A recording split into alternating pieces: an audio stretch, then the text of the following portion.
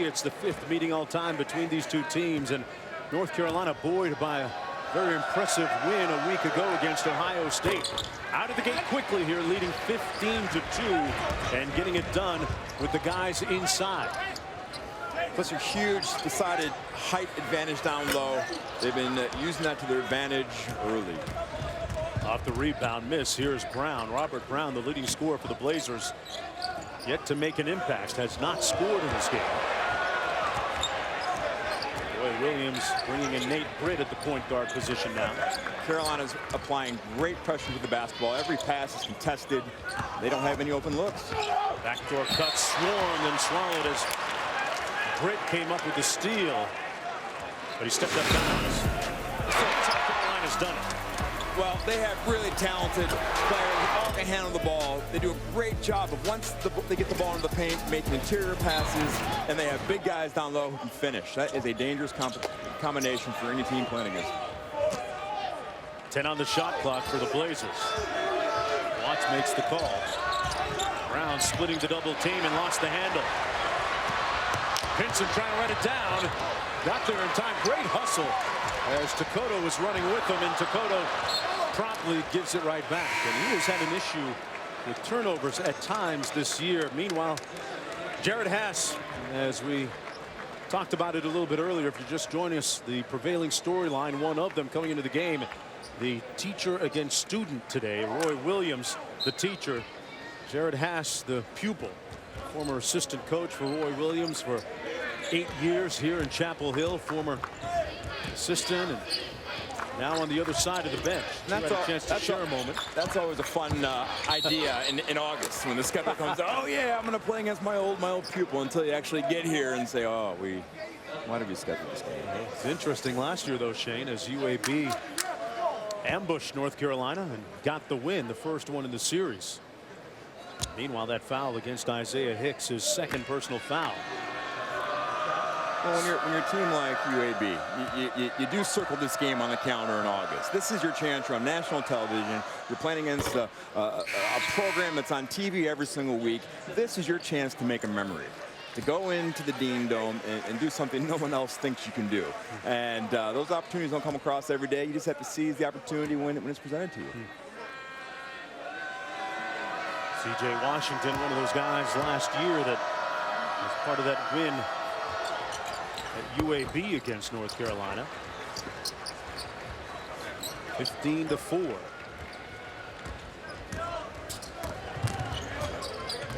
Here's Britt.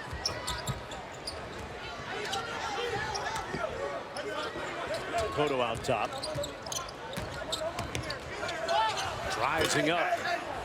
That jumper off the mark, but there's a push underneath as Joel James got shoved out of the way, and that's going to be a foul against the Blazers. I don't mind that foul. When you're playing against Carolina, who's ranked 4th nationally in offensive rebounding, it's a battle every single time that ball goes up. You know they're crashing. They're sending big bodies. They're sending length. Sometimes you take a hard foul just to say, hey, these are my boys today. There's a look at the foul situation. As you get a wide shot of the court there, you notice the different colored sneakers being worn by the respective teams. That jumper off the mark, rebounded, loose ball now. And great hustle by both teams.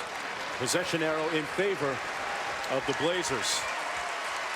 Well, the players are wearing different colored sneakers to bring awareness to pediatric cancer in a Committed to a Cure initiative initiated by UAB, and even our guy Shane Battier weighing. Hey, Shane, you got 2 different kicks on there. When in Rome. When in Rome. Full buy-in by my partner today. But a shout out to Elijah Sirrett in Birmingham watching the game. Huge UAB Blazer basketball fan. Young man who contracted that insidious disease known as cancer that's touched a lot of our lives at some point with somebody. He has had 17 different surgeries and chemotherapy, and a great tribute by both teams today to wear the different sneakers and bring awareness to a fantastic cause. Meanwhile, Berry going to the foul line. Joel Berry fouled by Denzel Watts. Berry, the 6-foot freshman from Apopka, Florida, a 90% free throw shooter, and They got some pretty good depth at the point guard position this year moving forward, North Carolina. They do. They have a few guys who really can handle the basketball, really can push the pace. They haven't shown they've been able to knock down the three-point shot consistently, which they'll need them to do as they move into conference play. But they have some nice, young, quick players doing exactly what Coach Williams wants them to do. And that subsequently takes a little bit of the load on of Marcus Paige, getting a breather right now. North Carolina leading 15-4.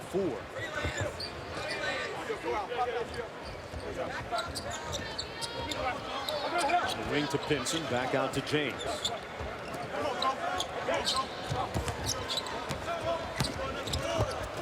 Pinson had it knocked away, and the steal by the Blazers.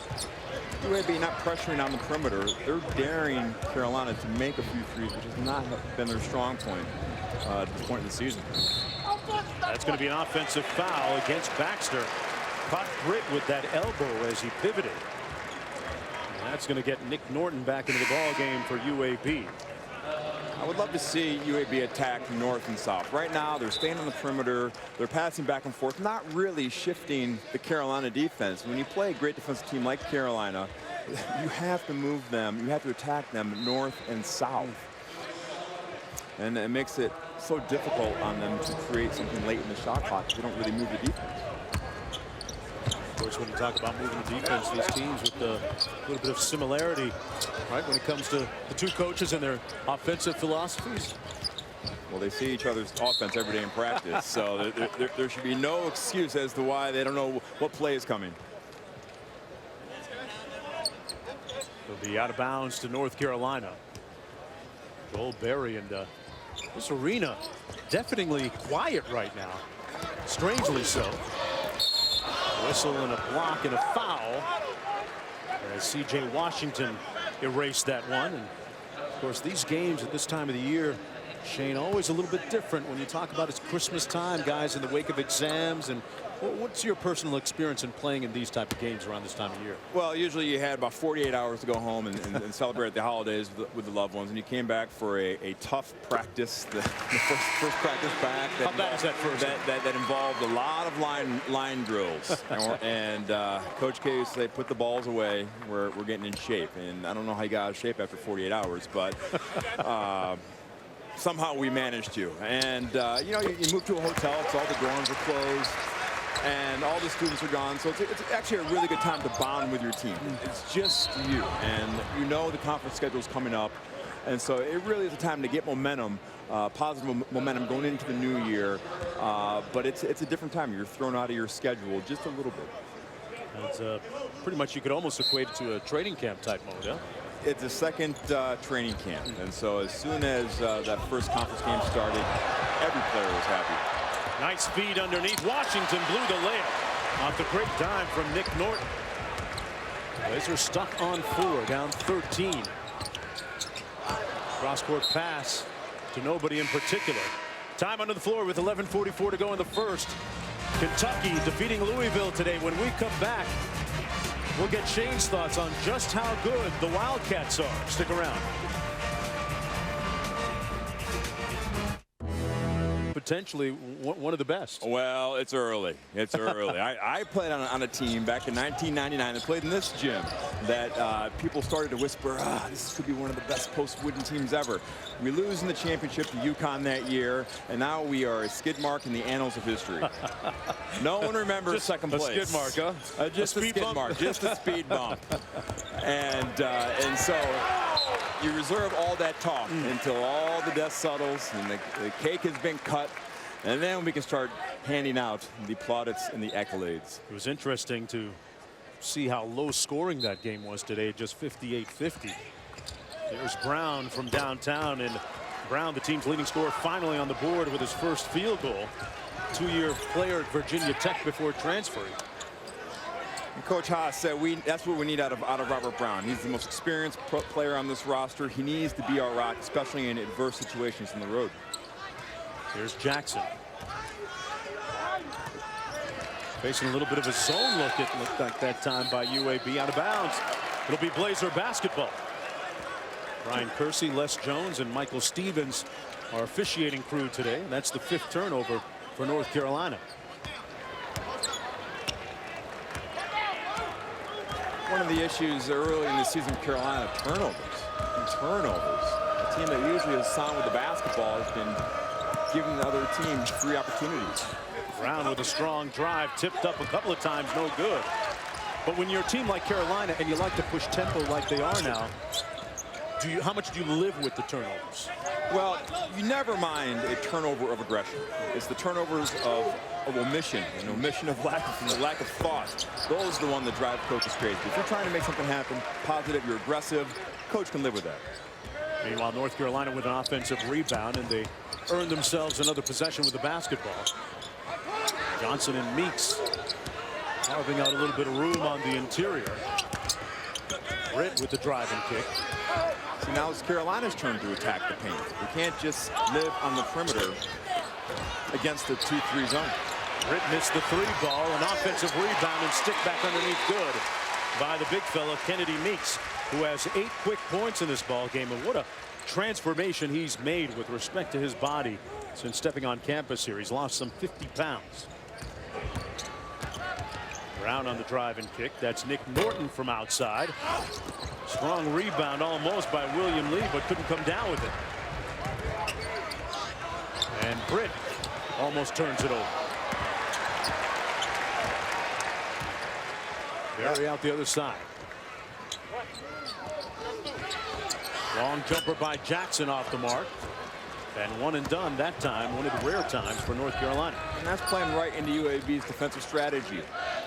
Let them have threes. Not too many threes, but let them have the threes versus dominate the paint. Nice feed inside, and the layup good by Lewis Sullivan, the 6'7" freshman, with his first bucket. And you almost get the feeling, Shane, that UAB has weathered a little bit of a storm here. They look a lot more confident. Early on, they didn't know where they were, a little shell shocked. But when you make a few shots, it's funny how your defense rises a level when you play better offense. Jackson kicks it out to Britt on the wing, and he knocks down the 3. He's got 5. Britt shooting just 29% on the season from downtown. That's going to be goaltending. The bucket good and credited to Washington, as the Tar Heels come in with wholesale substitutions. What is this, Kentucky or something? Is this if it works 5 new players? If it works for them, yeah. You know. When I played in Memphis for the great Hubie Brown, we deployed a platoon system. And he told us that, look, you're playing for 4 minutes, you're coming out. So I want you to play till exhaustion. And what happened by the 4th quarter, we were able to wear teams down. And that's the strength of the platoon. But it's only a strength if you play as hard as you can for your short period of time. Here's Norton. 8 minutes to go here in the first half. Carolina looking for its 9th win of the season against 3 defeats. Norton with the drive. That baseline jumper off the mark by Coakley. Out of bounds. It'll be Carolina basketball. It's all Carolina Blues so far. 11-point lead when we come back. ESPN's exclusive presentation of college basketball is brought to and that change from going to senior high school all be to an elite level to where he is now. Shooting is the last thing that comes around, but he's shown great touch, great awareness for being a freshman, and it helps that the coaching staff has great faith in him. He started every game thus far. As he gets stronger and more confident, that shot will come. He's got a great shot. I saw him working on. Great block there. Yeah, he was a guy that we saw last in the gym, so to speak. Yeah, and that's the only way you get better, young players. Stay late, get your reps up. And I saw Justin Jackson shooting about 100 shots after practice, so he's going to make himself into a player, into a shooter. Had 11 points and 5 assists in that big win against Ohio State up in Chicago. 5 on the shot clock. Marcus Page going to work in a rush. Draws the foul on Nick Norton. And Page will go to the free throw line at 16 points and 4 assists in that win against Ohio State. Has struggled a little bit this year as compared to last season, his sophomore year, when he averaged 17.5 a game and shot it at a pretty good rate from the field and the free throw line. But what do you make of his struggles so far in the context of his responsibilities? Well, I wouldn't overreact. They have more talent on this team, and especially with the the emergence of Meeks and Johnson. He has done a good job distributing the basketball. He's still their best shooter. He's made 25 of their 47 threes so far this year on the season.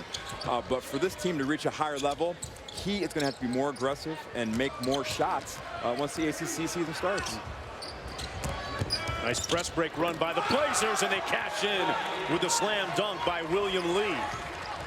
Number one rule of breaking a press, break it to score. Did a great job of attacking the 10. Blazers down by 11. How much do you think the zone defense has helped them? Well, the beauty of the zone is it's a change of pace. And once a team has a rhythm, a zone makes you pause for a second, become a little more passive. And it's been a positive switch. Great call by Coach House. Making North Carolina shoot over the top. Nice show and go, and a foul going to be called as Isaiah Hicks will go to the free throw line. Well, January 5th, Big Monday presented by Verizon at 7 p.m. Eastern Time. Best shooting team in the country. Notre Dame comes here to face North Carolina's offense. Then it's number 16, Notre Dame tangling with North Carolina, number 20. And then January 5th, 7 Eastern, Monday on ESPN. Part of the Journey to the Tourney presented by Sonic, home court of college hoops. Hicks knocks down the free throw. A 54% foul shooter as Meeks comes back into the ball game.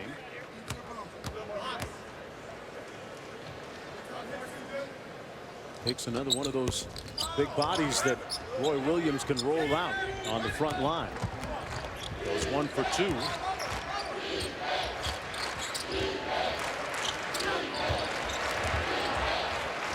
Page really wreaking havoc out top. That time a little overzealous. Got caught for the reaching foul, but his on-the-ball defense out top really sets the tone. It's outstanding. And any great defensive team in this game starts with great on-ball pressure. And Page does a great job of moving his feet and just making life difficult for the point guard. Brown out top. UAB's best offense has actually come when Brown has handled in the pick and roll. His teammates are shooting about 70% from his passes off pick and roll. I'd love to see him in that pick and roll. Swings it around weak side to Norton, who missed the three. Norton's their most proficient three-point shooter, but is yet to connect. Nice battle inside, won that time by C.J. Washington. And that's what keeps Roy Williams up at night. They come into this game ranked 298th on the defensive board, despite having NBA length and size on the interior. And that draws Bryce Johnson and Justin Jackson off the bench for Roy Williams, getting ready to come into the ball game. Oh, these are the things that make coaches' hair turn gray. Lack of a box out. When the shot goes up, I don't care what level you're on, put a body on a man and go get that board. Coach Williams was talking to us earlier today, and he said that there's a lot of watching when the shot goes up instead of a lot of hitting. And you must hit before you watch in this game. Hicks knocks down the first foul shot, a 54% free throw shooter. And it was a little stretch this year, Shane, where they had a couple of disappointing losses against Butler and in the wake of that, and Kentucky even. Coach kind of got a little bit more edgy, and he got tough with these guys and said that his team lacked a little bit of spine at the moment and needed to play with a little bit more edge, coming off some disappointing losses. But pretty good against ranked teams, 3-1 so far this year. Well, sometimes it's not about X's and O's. It's about the dog in your heart, as we say. Do you have a dog? Do you have an edge? And can you repeat that edge night in, night out? And those are the teams that are usually the top of the polls. Brown swings it around into the corner, 10 on the shot clock. Jump hook is good by Tosin Mahinti. That's his first field goal. The 6'9" sophomore. 10-point lead for the Tar Heels. Meeks with the left hand rejected. Nice play inside by Mahinti, doing it at both ends. Brown in transition.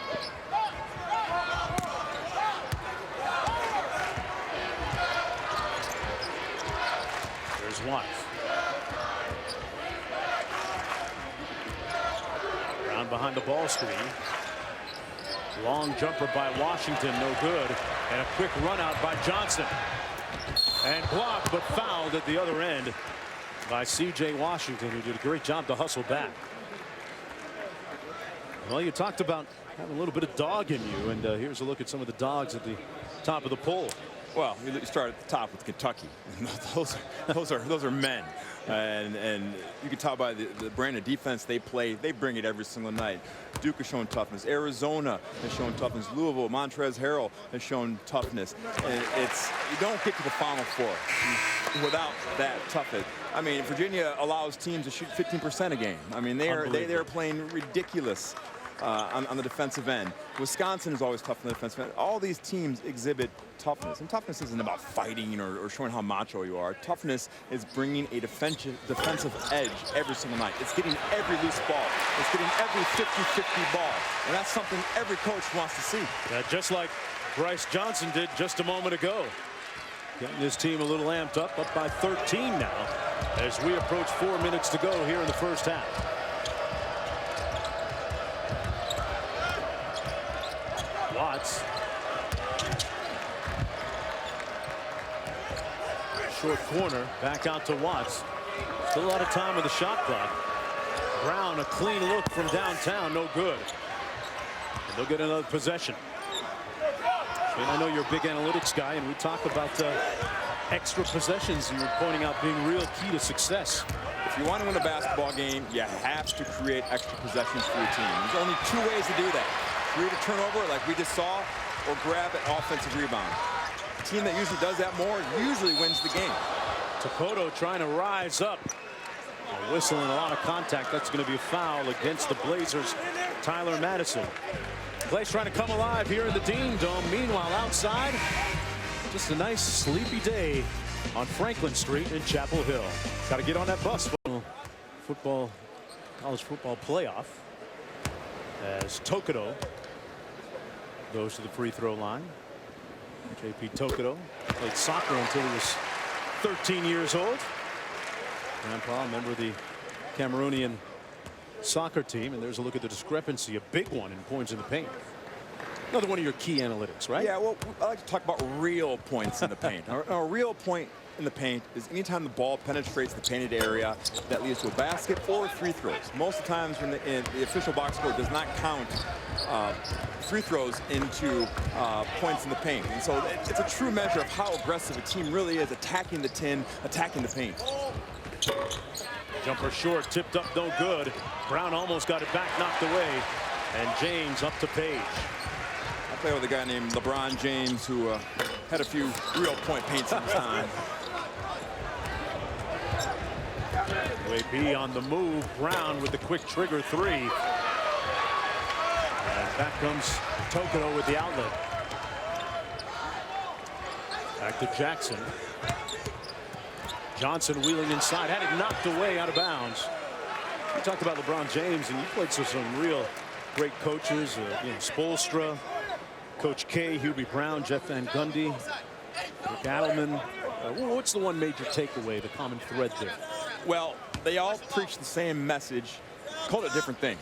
They all called it different things. And in this new age of analytics, which has become a scary word for most people, it's the same message that's been talked about in basketball for the last 40 years. It's just called something else these days. So we just used to call them what? You used to call them stats back then as Jackson fires away? That's an analytic thing, right? A lot of three-pointers. These guys are good. Hubie used to say, draw a line on a piece of paper. And on one side, put all the points you score from free throws, offensive rebounds, and points off turnovers and intangibles like loose balls. And on the other side, all the points you score from half-court offense. And any great game that you win, that list on the left of the rebounds and the free throws will be 3 to 4 times longer than your half-court offense. Oh, interesting. What's your key analytic as James got denied inside? UAB trying to get a quick run out. Whistle and he stepped out of bounds. What's the one key analytic that you focus on? Well, for me, it's net possessions created. Well, like we talked earlier, there's two ways to get more chances for your team to score the basketball, and that's through offensive rebounds and creating turnovers, which is the same thing I think James Naismith talked about when he invented this game 100 years ago. So he had an analytical background too, huh? Yeah, get on the boards and play pressure defense, turn the other team over. And if you can create 10 extra possessions and you score on half of those, that's 10 extra points for your team. And that's often the difference between winning and losing. And again, the teams in the top 10 poll, all those teams, very good offensive rebounders and very good in turning their opponents over. A great point. It was interesting in watching that Kentucky-Louisville game a little bit earlier that Kentucky, irrepressible offensive rebounding team. From outside, here's Jackson from downtown. Justin Jackson has 9 quick ones. Well, it's good to see a young man who worked hard this morning working on that shot pay off. One and done to the offensive end for the Blazers. Jackson over the midcourt line. When you're going through a slump, you shoot your way out of a slump. That's the only way to do it.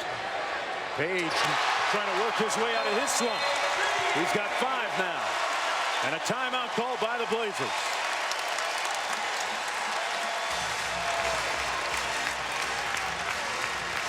Tim was telling us a little bit earlier today that perhaps Marcus Page was feeling the weight of the added responsibility to score and carry this team a little bit more this year, and just told him that he's got to let it come to him and relax a little bit more. A whistle and a foul underneath. Meanwhile, that's going to go against the Tar Heels. Number 11, Bryce Johnson, his first personal foul with 1:06 to go, and that's going to send the Blazers to the bonus. Washington at the free throw line, a 71% free throw shooter. Don't forget the New Year's Day extravaganza in the college football playoffs, the inaugural playoffs. Who do you like? Jonesy, who do you have? You see these teams more than I do. I don't think that Alabama's going to. I'm going to go Florida State over Oregon and Florida State to meet Alabama. I think Alabama drills Ohio State. I would have gone Baylor in that slot. And then we get an Alabama-Florida State championship game, which I think the Seminoles have continued to just find ways to win. They find a way. They say what you will about them, but those guys are like Rasputin. Man, you're going to send me to Wikipedia on that one. That's a Russian literary allegory. Well, any kind of language or literature, that's a nice book that Bryce Johnson starts with that slam dunk. Jumper at the other end, no good. Trying to bring some culture here, Jones. I'm trying to bring some culture here to this fine network. Nice bank shot, good by Denzel Watts. His first bucket. UAB has not played horribly in this first half. They have to be encouraged. They have a few true turnovers and a couple of air balls. But the second half of the first half, they've gotten good shots, good looks. 17 seconds to go here in the first half. The first half dominated by the size and the depth of the Tar Heels. Perry out top. Going to work against Watts. Mid-range jumper, no good. Tipped up and in by Jackson, who has been ubiquitous. He's been everywhere in the first half. 11 points. And a great way to punctuate the first 20 minutes. Well, Shane Battier's used to this. Tell that he's only a freshman. Get out of Texas wearing number 44 in honor of a guy that he used to admire, a historian of sorts, George Iceman Gervin. That's awesome. Most kids don't know who the Iceman is. No. Kind of built like him, too. Meeks missing a left-handed layup underneath. Got it back and draws the foul. Meeks a little bit disappointed he didn't get the first one as we take a look at some of the cogent numbers from the first half of play. And look at the points in the paint dominance by North Carolina, pretty much telling the story. That last foul against Mahinty, his third personal foul. Meeks at the foul line, a 64% free throw shooter. We talked in the first half. Carolina created 11 more possessions than UAB. And for UAB to weather that differential in terms of possessions, they need to shoot the ball a lot better than the 33% they did in the first half. There's Norton.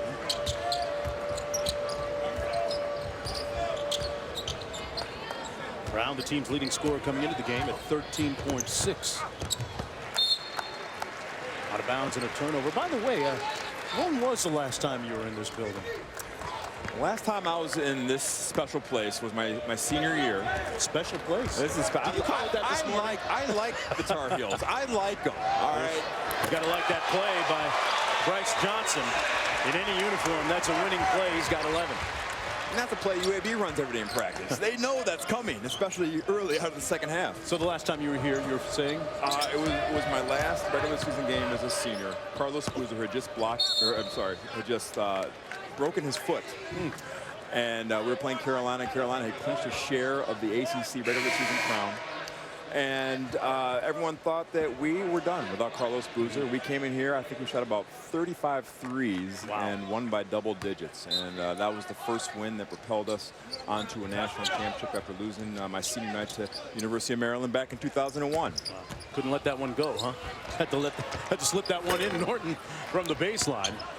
Well, like I said, I have a lot of respect for North Carolina, and yeah, they were very close to the top of my list when I was choosing schools, and I have unbelievable respect for Coach Smith, who recruited me, and Coach Williams, who recruited me out of Kansas, and just a class program with so much tradition, and I always root for them to be good, because when Carolina and Duke are great, ACC is great, and that's the ACC I know and love.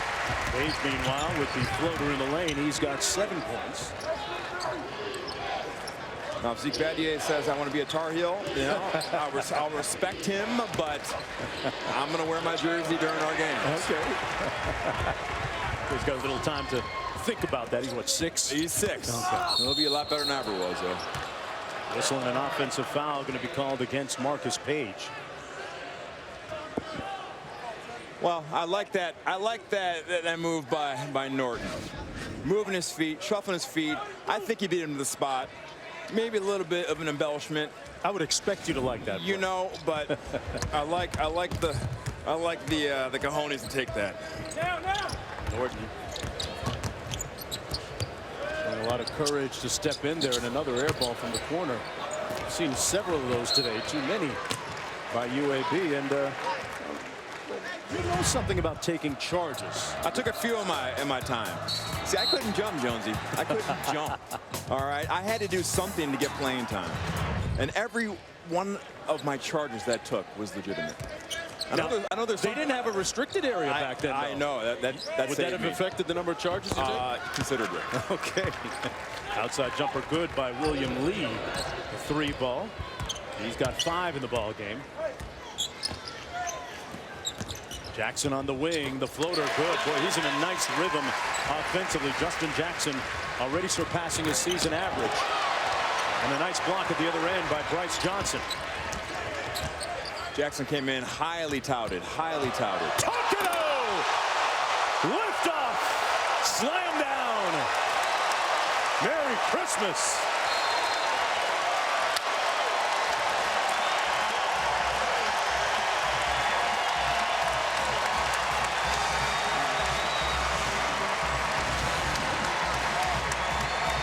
J.P.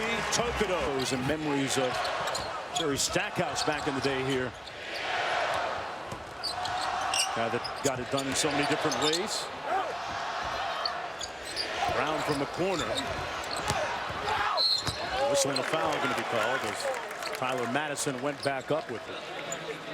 Tokido arguably the best athlete on this team at North Carolina. 8 points and 6 assists in their last game against the Buckeyes. Improved the shot this past offseason. Meanwhile, it's Tyler Madison at the foul line, a 70% free throw shooter. We're not down the first. For UAB, let's put a run here together. Let's put a run here together. Let's try to cut it to 10. You cut it to 10 in a game like this, all of a sudden fans start to get nervous. Players start to get a little nervous, but you have to cut it to single digits. And with that, you just need stops and scores. Stops and scores. Going a little 10-0 run here. Daunting task ahead for the Blazers. Here's Jackson out top. But they're really laying off Tokido, daring him to shoot it. And that's the book on Carolina early in the season. Make these guys beat you from the outside. Jackson with a great pass, but Hicks missed the finish. And Brown with a quick run out the other way.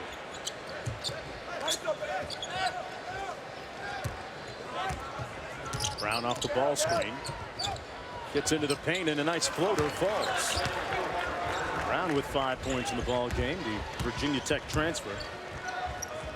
He scored in double figures in 4 consecutive games coming into this one tonight. You need to get him a little more involved. And I'd like to see him come up a few pick and rolls, get involved, get in the paint just like he did.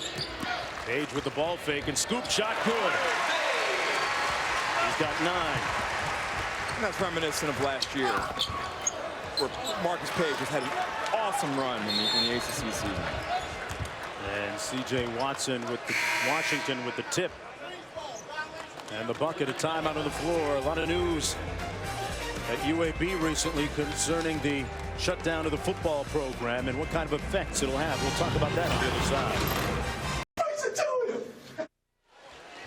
Some impassioned words from some frustrated student athletes at UAB. The football team having its program dismantled by University President Ray Watts when he made the announcement to players and coaches due to budgetary problems and issues. And Shane, what kind of trickle-down effect do you figure that has in real life here now? Well, first of all, every college campus I've been to, the football players are always friends with the basketball players. And so there's a bond, there's a kinship between the two programs. And so I'm sure that the Blazer basketball family feels terribly for their brothers on the football team. And they have to wonder, what's our future? If they cut football, what's that mean for us? And it has to be distracting. I know it's distracting for Coach Hass in recruiting. Recruits have started to ask, well, what about Blazer basketball? And so it's not just a football issue, it's a university-wide issue. And interestingly enough, as part of the Conference USA charter, part of it includes the fact that a school, to be a member of the conference, has to sponsor football. So the question remains, which conference will they stay in or, move to, if that remains the case? And so much yet to be determined moving forward with UAB. I commend the Blazer football team for playing hard, even though they knew the fate of their program might be in peril. To be bowl eligible, win 6 games, that's tremendous for those kids. Marcus Page with a nice floater. He's got double digits down with 11. And that's where Page is at his best. When he's slashing and penetrating, getting to the paint, he's got a really nice float game. Really, really difficult to defend. There's Brown on the drive. And they turn him over. Pinson on the run out. And he draws the foul on the drive. Foul against Tyler Madison. Well, ESPN2 Saturday Showcase features a Big Ten ACC double dip at 3:30. D'Angelo Russell leads the Buckeyes against the dangerous Fighting Illini. Then Justin Anderson and undefeated Virginia battling Miami. Shane, you and I will be down in Coral Gables calling that one. Illinois against Ohio State at 3:30. Then 5th-ranked Virginia against Miami next Saturday on ESPN2, home court of college hoops. And you can't say enough about defense, the stifling defense. Great slam dunk off the inbound play that time by Hicks. But Virginia, when they lock you in, it's really tough. It is, and I'm trying to figure out how they do it. They're not the most athletic team in the world, but just their discipline on defense. They're always in the right spot. They are never out of position, and they play as hard as any team in the country. They are going to be a tough beat for teams in the ACC. There's going to be no easy games against them. If they can make shots, then they'll be in the conversation for a Final Four national title.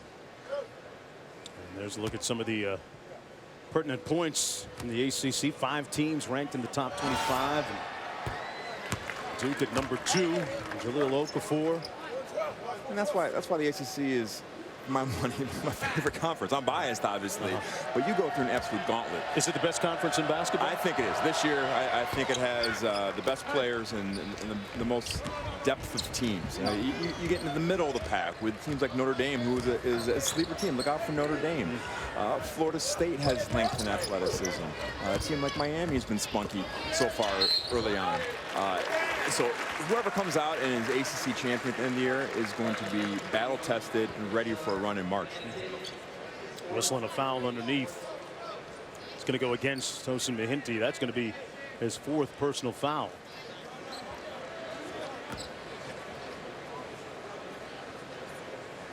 Desmond Hubert at the free throw line knocks down the first of 2. There's a look at the ACC standings. Notre Dame and North Carolina State kicking it off, and Florida State, Wake Forest down a game so far. Before it's all said and done, though, Leonard Hamilton, Stan Jones, and the rest of the coaching staff at Florida State going to get things together. Usually one of the more impressive defensive teams in the league. Right now, though, a 25-point deficit for UAB. As we approach 14 minutes to go here, the Tar Heels have led from the opening tip. Page with the steal off the great anticipation. And the Tar Heels turning over the Blazers again. Coach Hass, you want to see how your team responds. Do you throw in the towel now, or do you continue to run your offense and play hard on defense? These are the games where you really learn about what your team's capable and what their heart's all about. Brown with the deep ball. Another opportunity here for UAB.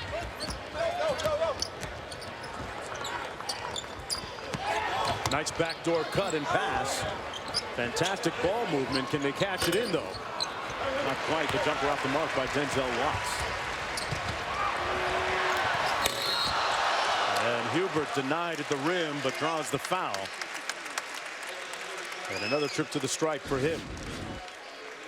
Marcus Paige does a fantastic job of playing the passing lanes. He has great anticipation. He's not lightning quick, but when you have anticipation skills like that to get in the passing lane, you're going to get your fair share of steals. Preseason ACC Player of the Year.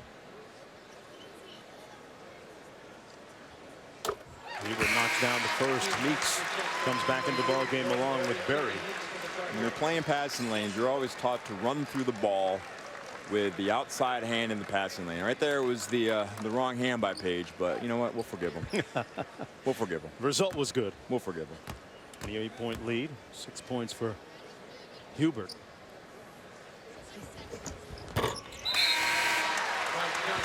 Pardon me, Hicks.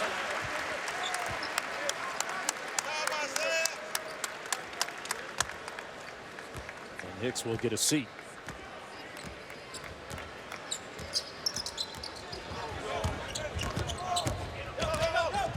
There's another double team.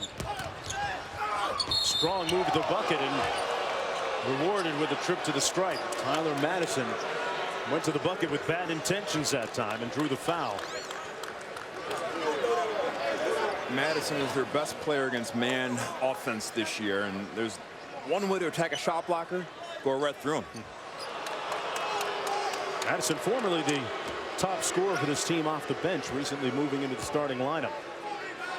6 games ago, a 70% foul shooter. This is the first of 2.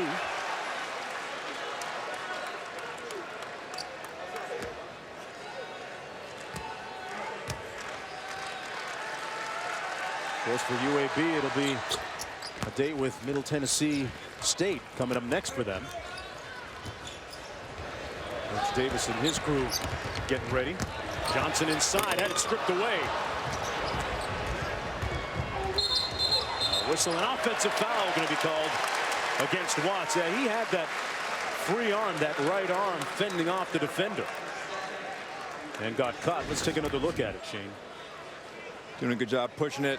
I don't see much right there. That's just another push-off in the league, right? Well, that's called Tuesday, Jonesy. That's called Tuesday. That shoot-around. You're not pushing off. You're not trying. North Carolina with 80% field goal percentage in the second half and continuing to go up. 10 points now from Meeks. Sounds silly, sophomore. It sounds silly, but Kennedy Meeks is still learning how big he is. He's the biggest dude on the floor almost every single night. And once he understands how strong he is and how once he gets an angle, no one can stop him, I think you'll see even a higher ceiling for Kennedy Meeks. He's improved already. He leads the ACCs with 5 double-doubles this year, and you can see the growth right before our eyes. He's really developed into a presence on the block. It was interesting to hear Coach Williams talk about the fact that Meeks, with the loss in weight and improved conditioning, has turned into a little bit of a shot blocker at the other end of the court. Kind of got that J.R. Reed look to him. He does. 6'9" in the box cut. We're into dating ourselves today as Bryce Johnson now with 4 fouls will get a seat. Johnson coached by his father in high school, Herman.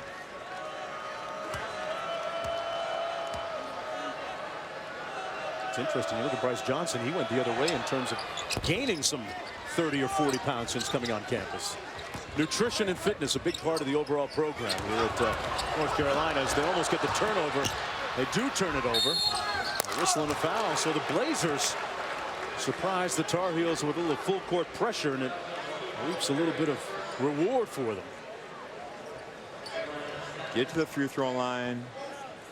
Make some free throws, set your press ups, giving yourself at least a shot. It's always difficult to try to plan a comeback from taking the ball out from the other end of the hoop. 2 shots for C.J. Washington, the 6'8" senior from Augusta, Georgia, at Tallahassee Community College. That great JUCO league down in Florida. Knocks down the first of 2, a 71% free throw shooter. Guy who had 6 20-point games a season ago, so he can score a little bit. Preseason All-Conference USA. Second leading scorer a season ago.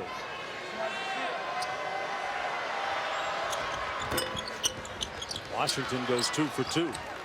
And more full court pressure by the Blazers. And they get another steal out of it. Now, this is certainly going to give Roy Williams a teaching moment, right, Shane? And coaches love teaching moments. Players, not so much.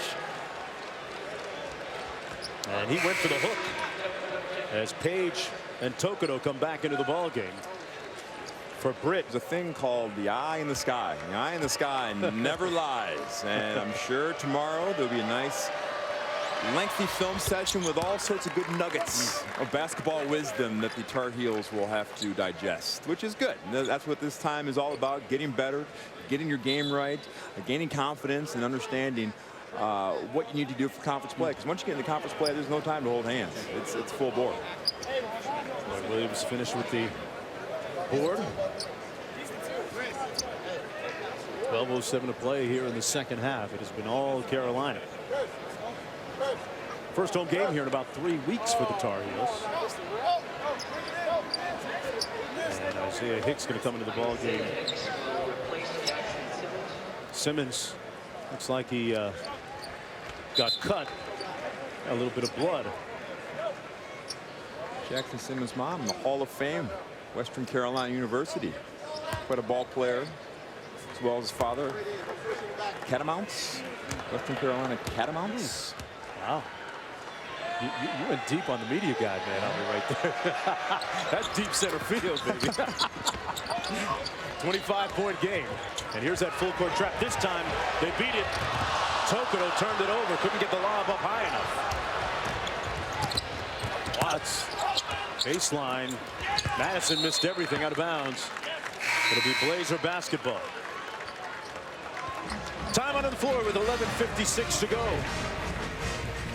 Haas perhaps saying, Coach, how about you take mine and I'll take your 5 and then we run one. Family, and if they win, you feel badly for your team, but you feel good for them. But that's the only when I was coaching against Coach Smith, I never looked at their bench because I wasn't coaching against Coach Smith. It was my guys playing against North Carolina's guys. Interesting as Watts lets one fly and misses. Hey, and last year, remember, Haas and UAB beat North Carolina at home. I don't think Coach Haas had a whole lot of sympathy for Coach Williams after that win. That's a program-defining win, and I think Coach Williams will be the first to tell you that it's good to have that emotion of sympathy, but it's not a very fun emotion to have.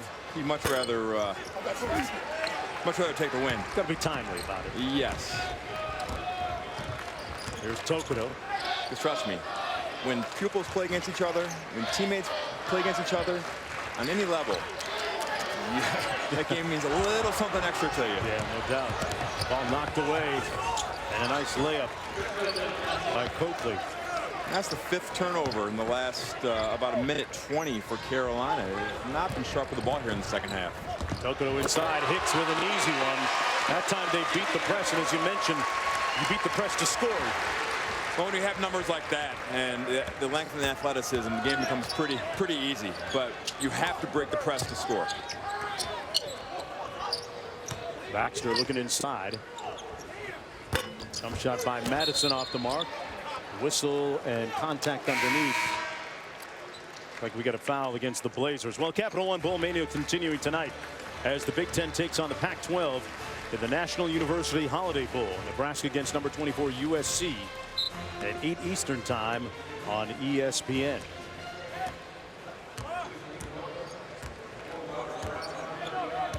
Marcus Page walking it up across the midcourt line.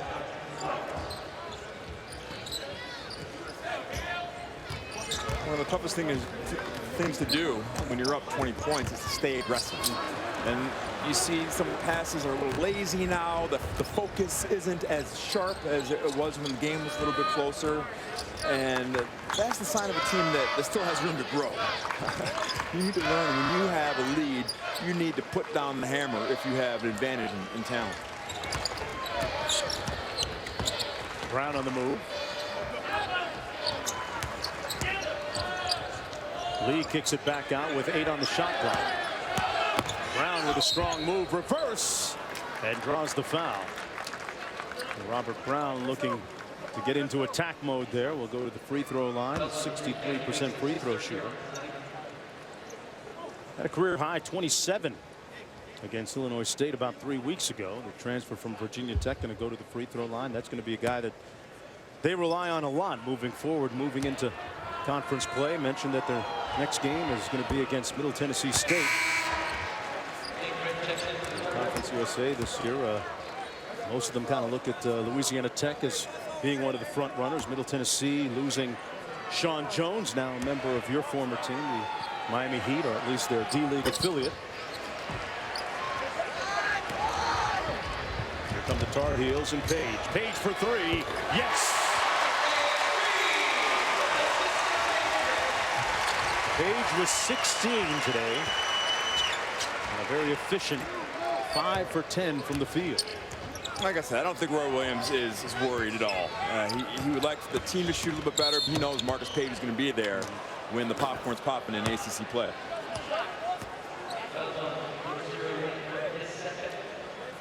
Page, maybe the unquestioned leader in the backcourt.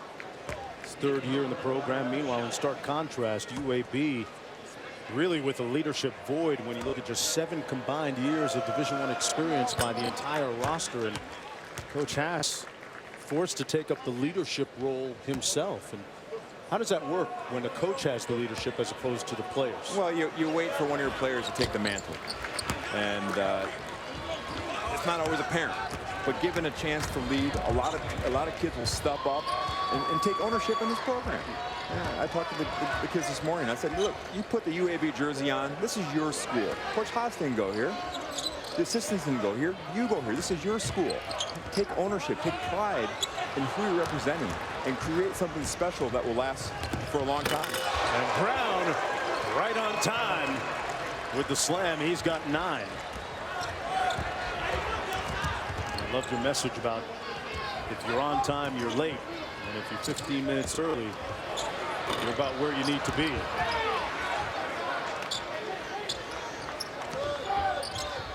Cross-court pass to Britt. And Britt knocks down the 3. Nate Britt, 29% three-point shooter coming into the game now with 8. Brown with a clean look.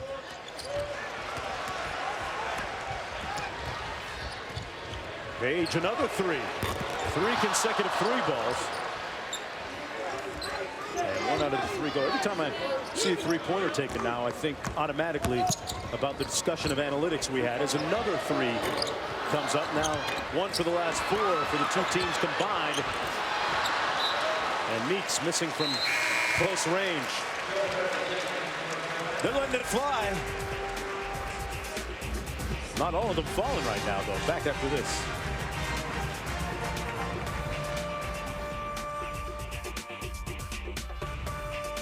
He made his later, but Carolina has shot much better from the 3 today, and those extra points, those 3-pointers are paying huge dividends for them. Well, you played for one of the fathers of the analytics movement in the NBA, Daryl Morey, the general manager of the Houston Rockets. I was stunned when you told me how many mid-range jumpers he took in Miami as Tokoto misses that mid-range jump shot. My final 2 years in Miami, I made one non-paint 2-point jumper. One 15-footer in 2 years. Every other shot was a made 3 or it was a layup attempt. It wasn't a dunk attempt. Like I had one dunk my last 5 years. Nothing in between. Nothing in between. And as a result, I was a very efficient player. I was very efficient. And that is the new wave. Threes and layups. Threes and layups. Mid-range shooters of the past are shaking their heads somewhere right now as Barry misfires from deep. Another 3-point miss. And look, when you're Carolina, you're the 4th best offensive rebound team in the country. That's sometimes the best offense. Throw it up, let the big guys go get it. A good point. That layup good, and here's Barry back the other way for North Carolina. Back out Tokoto. That's Boy, Meeks was wide open inside. Couldn't get it to him. Tokoto got it back. And he misses from close range. If I'm one of the big guys, I say, hey, I'm working down here. You gotta feed the big dogs sometimes. So at what point do you fly in the face of analytics and try and pound it inside? Well, again, that's part of the formula? That's part of the formula. Anytime the ball penetrates the paint and gets in the paint, whether it's through a post move or dribble penetration or a high post flash, that is good offense. Because that does 2 things. It puts tremendous pressure on the defense. When the ball is in the paint, trust me, 5 guys on the defense react to that basketball. And oftentimes, defense will collapse on the ball, and that's when you find your really open 3-point shots. And if no one comes to pick you up, then you have a lane with a 5-foot shot. And those are the highest percentage shots in basketball. And that's how you run high percentage offense. 6:34 to go, and there's some real points in the paint. 34 and 49, the advantage in Carolina's favor. When you have real points in the paint, like Carolina does tonight, 59 points, it will offset a poor shooting night. You do not have to be as good from deep. If you create a lot of true point paints, which are points in the paint plus free throws derived from points in the paint. And so it gives you a margin of error versus the teams that seem allergic to the paint. Mass substitutions in the ball game for the Blazers. As Haas may be raising the white flag here officially.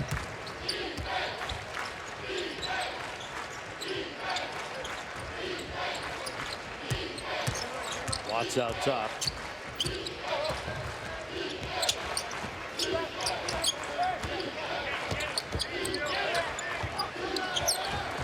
Carolina really denying well on the wings and out top. 8 on the shot clock for Watts. But the mismatch against Meeks, the big fella moving his feet pretty well that time, though. Tip no good by Washington, and Meeks fouled on the rebound. ESPN2 Saturday Showcase features a Big Ten ACC double dip at 3:30. D'Angelo Russell leading the Buckeyes against the Fighting Illini. Illinois Ohio State at 3:30, then 5th-ranked Virginia against Miami next Saturday on ESPN2, the home court of college hoops. And Jim Larinaga's team came out of the blocks firing on all cylinders with that big win up at Florida, a ranked Florida team at the time. Nice win at home against Illinois after that, and then kind of hitting a little bit of a speed bump of late. Well, they're a really young team. They have some talent. I think 2 years away from really contending in the ACC, but that doesn't mean they're going to give people fits this year. And with freshman-oriented teams, you have to ride the roller coaster. You're going to have times when the freshmen look like they have it all figured out, and days where you just want to give them a hug and say it'll get better. A great backcourt with Angel Rodriguez and Sheldon McClellan, a couple of transfers from Kansas State and Texas respectively. Meanwhile, a foul against Carolina That's the second foul against Hicks. And as you mentioned, the ACC is deep as any conference in the country, as Washington goes to the free throw line for the Blazers.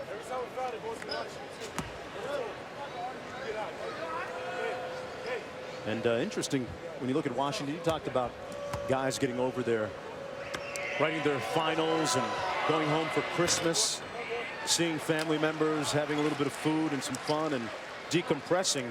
Our guy C.J. Washington, folks, he got married on the 23rd of December. Congratulations. Yes. I tell you. So he's honeymooning in Chapel Hill with 14 of his teammates. Huh? That's romantic.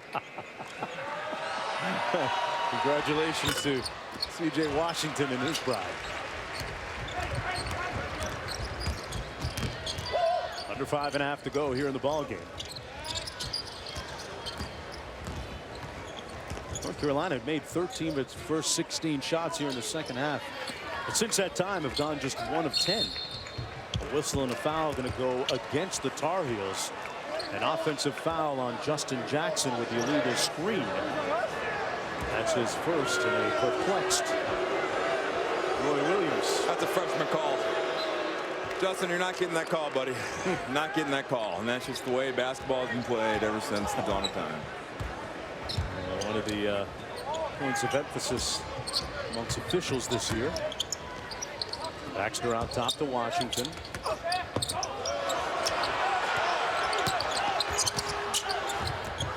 Back out top to Baxter. Baxter with the floater, and he walked. I'm impressed by the ball movement of UAB. In a game like this, it's real easy for the ball to get sticky and figure, hey, I need to do this by myself. But they have done a nice job of moving the basketball, trying to get everyone involved. And when you get everyone involved, you run better offense because you feel you're part of the game. Saying that's going to be a foul against Baxter. That's his third personal foul, and time for the bonus. Hicks will go to the free throw line.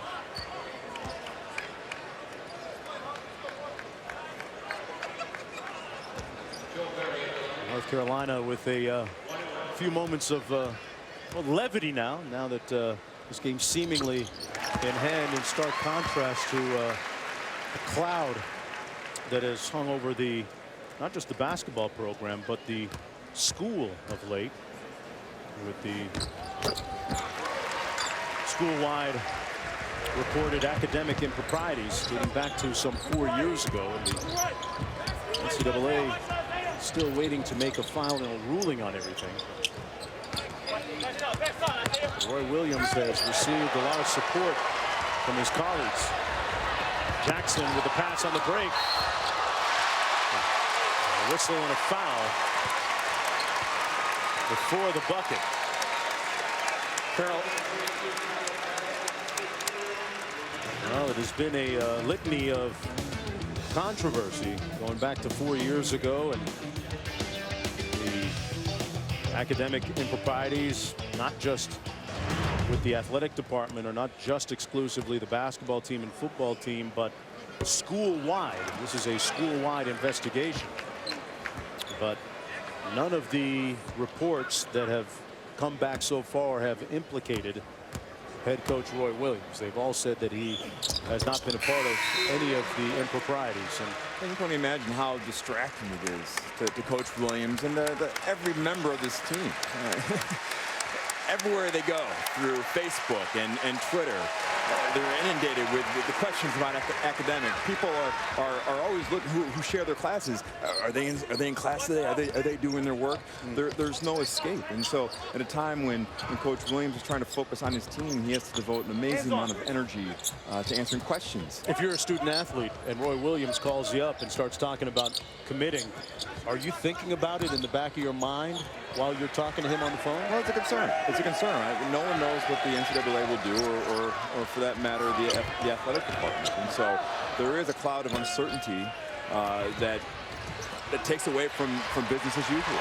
Here's Hicks on the move, and he punches it home. And he's got 11.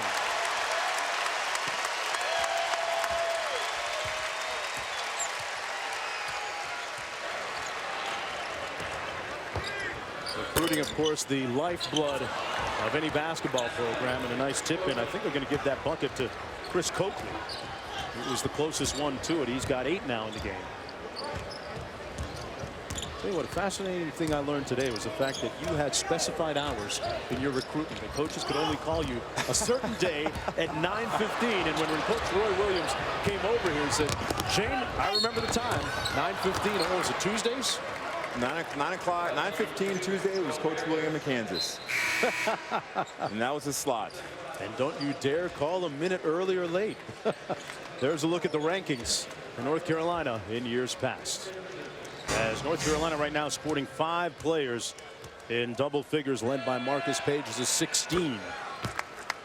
Meanwhile, Akeem Baxter knocks down the first of 2, a 77% free throw shooter. Don't forget about the college football playoff. New Year's Day. Who do you take again? I'm taking the Fighting Nick Sabans. Okay. You give Nick Saban this long enough to prepare, he's not losing. Had a great run this year and a reverse layup.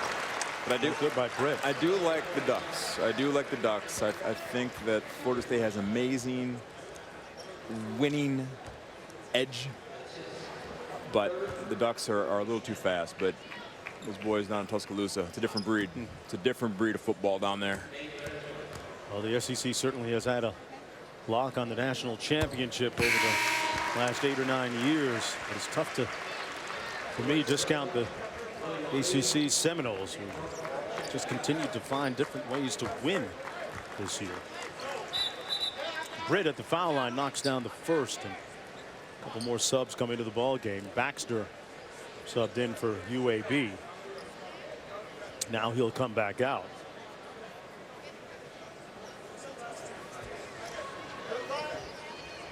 So this is the point of the game where all the walk-ons now are getting a little nervous. They're getting nervous. Their ears are perked up.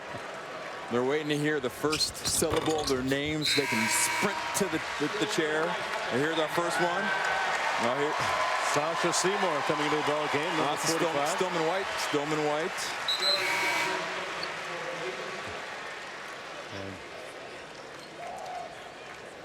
Stillman White. Yep. Check that. Yeah, Stillman White coming in. Fresh back from his 2-year Mormon mission. Right. Donning the number 45 because he said he's back like other famous North Carolina alum.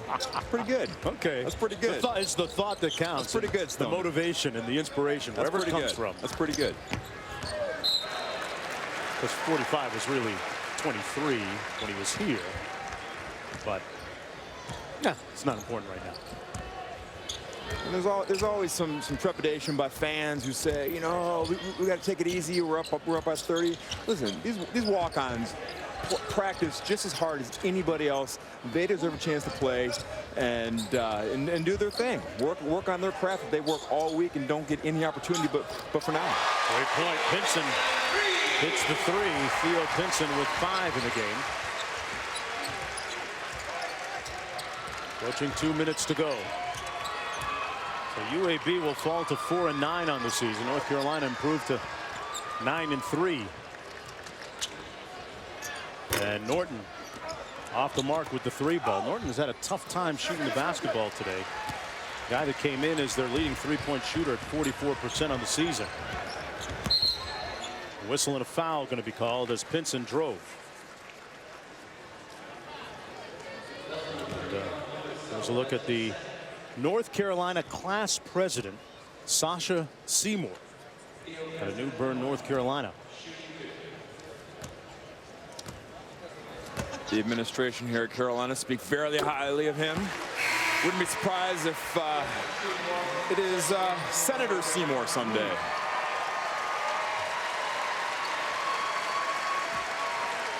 Well, they used to say you would run for politics someday. Too soon. Too soon, Jonesy. Too soon. Just trying to get that candidacy going a little early. You know, get me in on the ground floor. Seymour attending North Carolina on the Moorhead Kane Scholarship, the most prestigious academic grant awarded at Carolina. 1:40 to go. On the kick out, Sullivan from downtown finds the range.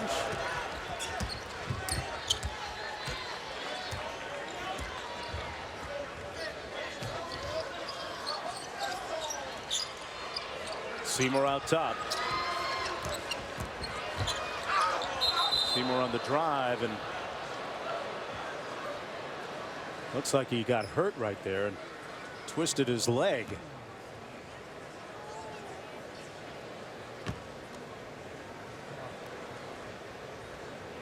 Let's take one more. Hope that he's okay moving forward.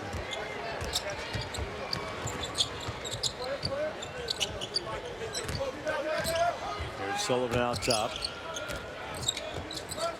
1 minute to go, and North Carolina will improve to 4-1 all time against UAB. White is going to pull it out. You know what?